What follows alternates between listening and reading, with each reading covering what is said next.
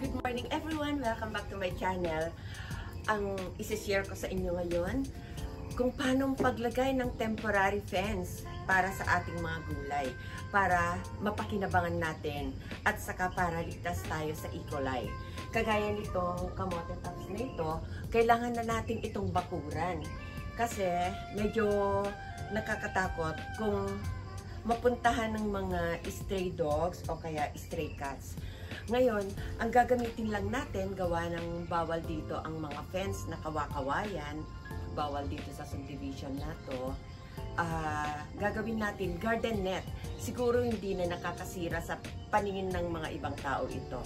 Siguro naman hindi na ito masisita ng mga guards dito.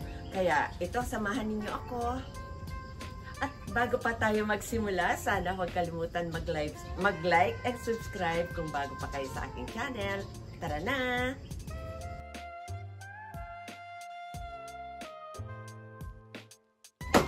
Lagyan natin ang poste dito. Dito. Ang ilalagay natin na poste dito, malunggay.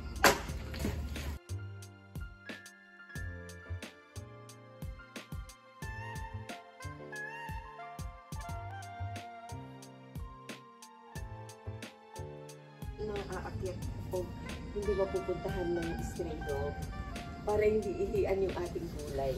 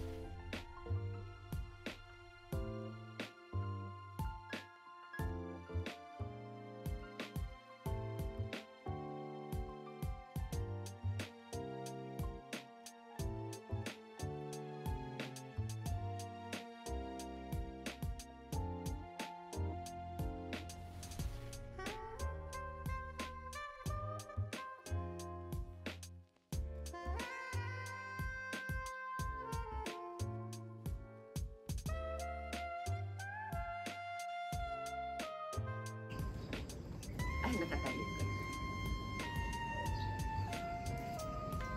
Tatalian natin ako. Abot ito. Ha? Hindi abot yan.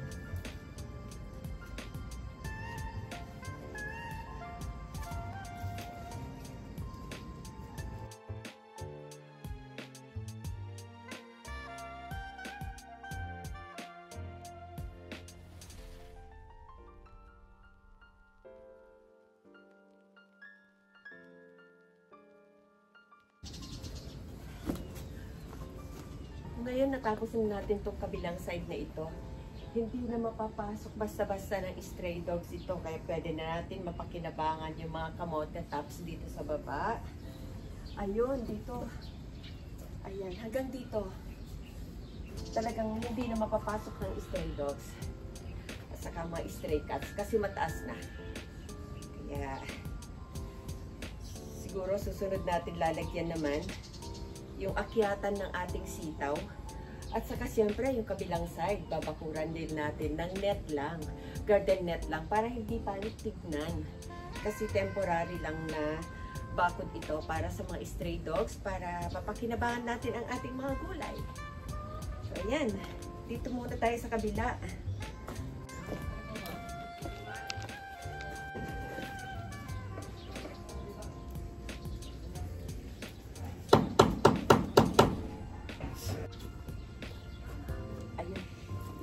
tanggalin muna natin yung mga temporary pagkakatali para mataasan natin yung poste.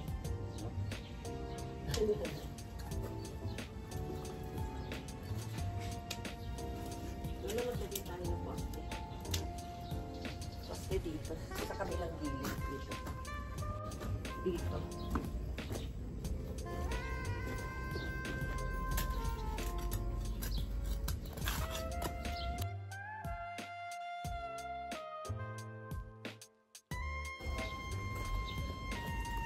Ito. Ika lang. Dagdagan natin yung mukay. Ilagyan mo lang ano yan, pato para matibay. Paligid. Sige nga. Ikaw nga. Ingat ka sa sensibilya, matigas yan. Ito lang ako. Maglagay lang ako ng kwan.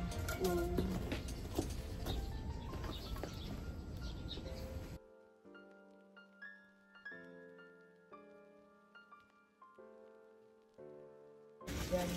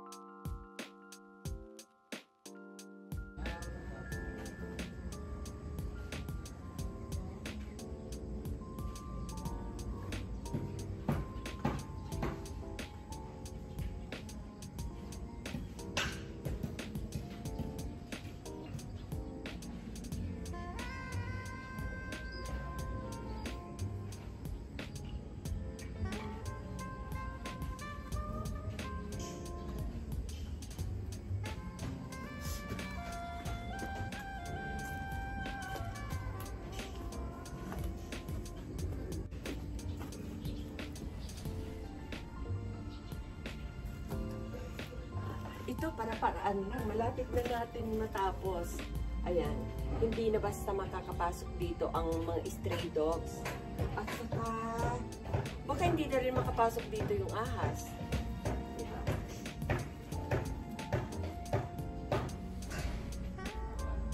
Kung tayo may tanim na gulay, lalo na sa mga probinsya, pwede natin lagyan ng net yung ating halaman. halamanan ng gulay para hindi mapasok ng mga ligaw na aso at ligaw na pusa para malayo tayo sa E. coli.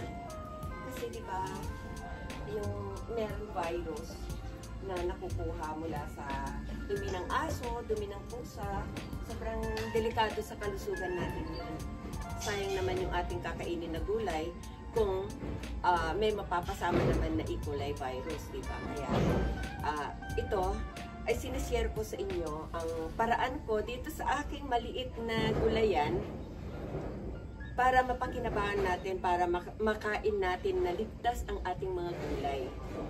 Kaya wala man tayong budget na pangpabakod, pwede naman yung garden net. Kasi napakamura lang ang mga garden net sa online at saka sa mga garden centers sa malapit sa atin. Mura lang ang mga ganitong net. Kaya yun ang pinakamadaling paraan para hindi pasukin ng mga ligaw na aso ang ating halamanan gulay. So, ito ang sinashare ko sa inyo ngayong araw na ito. Alam nyo ba na bibihira lang kami sa bahay na ito sa araw. First time nga lang namin na umagaan dito dahil lang nakita ko na ang gulay ko na kamote ay gumagapang na gustong-gusto ko na siyang talbusan. Pero alam nyo, hindi ko magawang talbusan kasi pag dumarating kami dito ng gabi, may mga pakalat-kalat sa kalsada na mga stray dogs. Nag-alala naman ako na pumupunta sila dito minsan para ihian o pupuan ang ating mga gulay. Tingin ko naman hindi, pero para mapayapa, para peaceful tayo.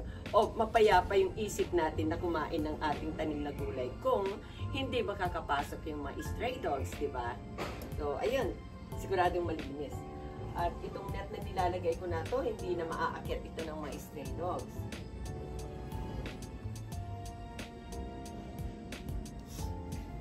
Apa? Oh, bakit apo? Why? 8:05 na lang. Ha? 8:05. May hinahapos ka bang oras? Ayun po. At tingnan mo nga kung may PM na si Ninang. Si Tita Ninang. Wala naman akong lakad dito. Naaawa lang ako sa loob natin sa bahay. Wala rin. Wala pa. Ganun. Bigyan mo ako ng water, apo. Hindi malamig ah. Kasi masama si Punto. Yung mga unang tanim ko dito na tanlad. Ayan, tanlad. Lemongrass at saka mga oregano. Ang lalaki na.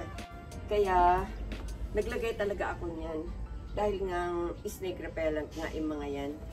Kaya yun inilagay ko.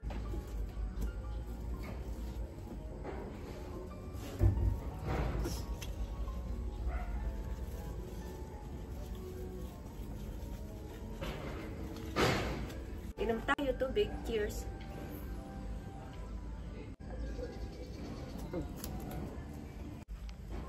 Tapos na tayo sa side na ito.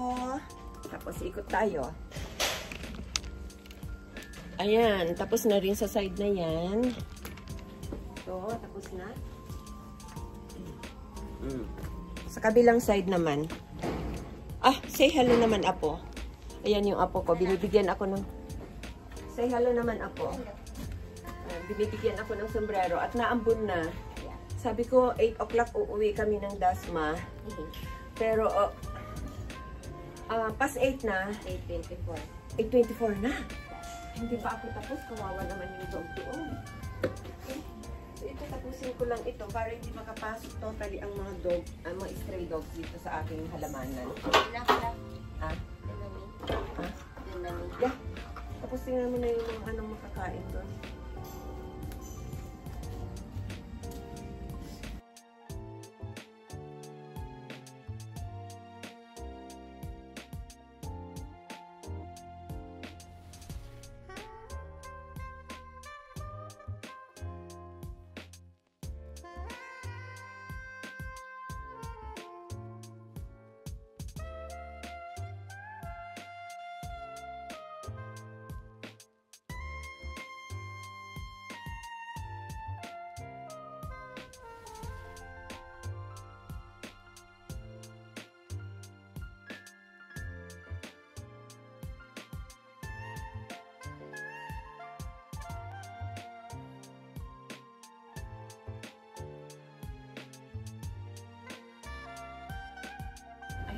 natin lahat yung ating fence para sa mga stray dogs. Gaya nitong ating garden net lang ang ating nilagay. Pero alam kong hindi na ito malalaktawan ng mga stray dogs.